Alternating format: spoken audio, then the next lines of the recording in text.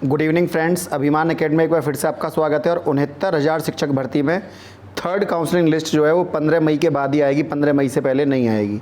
8,500 plus 1133 ST की सीटें जो एससी में जुड़नी थी प्लस पीएच, और 22,000 सीटों को लेकर यूपी टेट का भी और यूपी पीसीएस का भी हर वीडियो को कवर करते हैं। देखिए, सबसे पहले बात कर लेते हैं जो अभी एक ज्ञापन जो दिया गया था उसके रिजल्ट में कुछ चीज़ें बाहर निकल के आई हैं।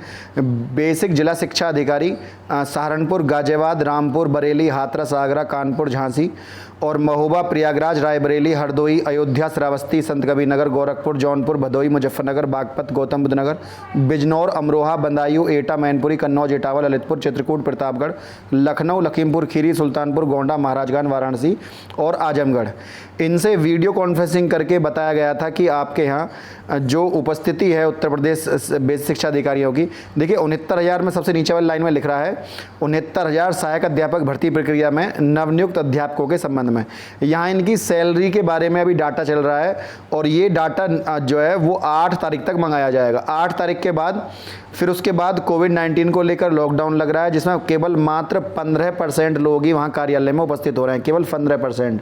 उसमें भी आपको पता है कि सबसे पहले मुख्य अधिकारी भाग जाते हैं। वहाँ कोई भी सरकारी ऑफिस हो, सबसे पहले जो जितना बड़ा अधिकारी होगा वो बाद में आता है। सबसे छोटे मोटे कर्मचारी जिनका वहाँ ज़्यादा जरूरी है, इम्पोर्टेंट, वही वहाँ आते हैं।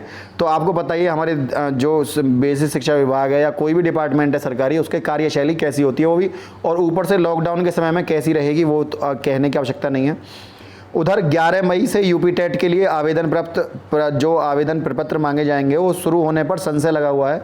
कुल मिलाकर 11 मई से यूपी टेट के फॉर्म शायद ना खुलें, ठीक है ना, लेकिन हो सकता है खुल भी जाए, क्योंकि पैसा लेने की बात है गवर्नमेंट की। गवर्नमेंट को तो पैसा मिलेगा, रेवेन्यू इकट्ठा होगा इससे सरकार को।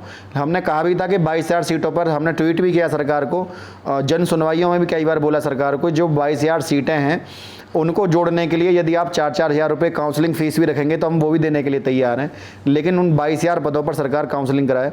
इसके बाद ही उधर टीजीटी पीजीटी की जो है वो 15 मार्च को जो बार उसकी 3 बार तारीखें बढ़ा दी गई हैं, 3 बार डेट बढ़ गई है। टीजीटी पीजीटी की 15,198 जगह हैं। जैसा कि आपको पता है बोर्ड ने अब तक परीक्षा के लिए कोई तारीख का ऐलान नहीं किया है, और जहां तक उम्मीद लगाई जा रही है कि ये अब जुलाई के बाद ही होगा ये एग्ज़ाम आपका। उधर यूपी पीएससी तय समय पर उत्तर पुस्तिकाएं नहीं देख सकेंगे। कोविड-19 के कारण जो समय मिला हुआ था अपनी आंसर की देखने का, वो अब अपनी आंसर शीट नहीं देख सकते, क्योंकि यूपी पीएससी ने रोक लगाई हुई है। पीसीएस में 2 अतिरिक्त अवसरों के लिए अड़े अभ्यर्थी, ये कह रहे हैं अभ्यर्थी के कोविड-19 के चक्कर में अभ्यर्थियों की उम्र निकल गई है पीसीएस की नौकरी ना देखने की, तो उन्हें 2 साल उनके और बढ़ाए जाएं, और ये कहीं ना कहीं जायज़ बातें भी हैं।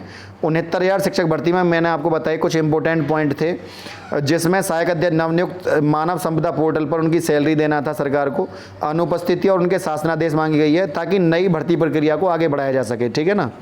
तो ये जो हमारी भर्ती प्रक्रिया है, मैंने आपको बता दिया, लगभग 15 मई से पहले कोई लिस्ट नहीं आने वाली है। उधर कुछ अभ्यर्थियों का बार पूछते हैं सर जनरल की लिस्ट कितने पे लगेगी, ओबीसी की कितने पे लगेगी। तो मेरे भाई मैं आपको एक मोटा बता ही देता हूँ। जनरल का जो है अगर 8,500 के आसपास सीटें बच रही हैं तो लगभग इतना मेरिट गिरने के पूरे चांस हैं। ओबीसी का 1 से 1.5%, और जो एससी भाई हैं वो उनका 1 से 2% मेरिट गिरने के यहाँ पूरे चांस हैं, ठीक है ना, 1 से 2% एससी भाइयों के। और देखिए यहाँ पर इंपॉर्टेंट ये है, यदि सबको अपना सिलेक्शन चाहिए तो 22,000 सीटों को जुड़वाने पर जोर डालिए। मेरिट देखिए ये सब एक एक्सपेक्टेड है, सबके अपने आंकड़े हैं, ये आंकड़े हमारे स्वयं इंडिविजुअल आंकड़े हैं। कुछ हमारे जो भाई हैं ग्रुप में और बोलते हैं सर इतना गिरने की उम्मीद है, क्योंकि जो मेरिट का स्तर बार गिर रहा है वो उसके आधार पर हम लोग बताते हैं कि इतनी मेरिट गिरेगी। बाकी सही डाटा तो सरकार जब तक रिलीज नहीं कर देती कितनी सीटें टोटल हैं, तब तक सही डाटा किसी व्यक्ति को नहीं पता है। अगर कोई कह रहा है तो वो बात झूठ है, क्योंकि अभी भी सरकार जो हाँ, लेकिन यदि सरकार बता दे कि लगभग इतनी सीटें हैं तो पक्का ये तो तय है कि लगभग 1% तो हर मेरिट में गिरेगी। लेकिन थोड़ा सरकार डाटा को बता देती कि इतनी सीटें हैं तो कंफर्म हो जाता कि हाँ गिरेगी, ठीक है ना। तो फ्रेंड आज के लिए बस यही आपको सूचना देनी थी। आगे किसी भी अपडेट के लिए चैनल को सब्सक्राइब करना ना भूलें, लाइक और शेयर करना भी ना भूलें। आज के लिए इतना ही। जय हिंद, जय भारत।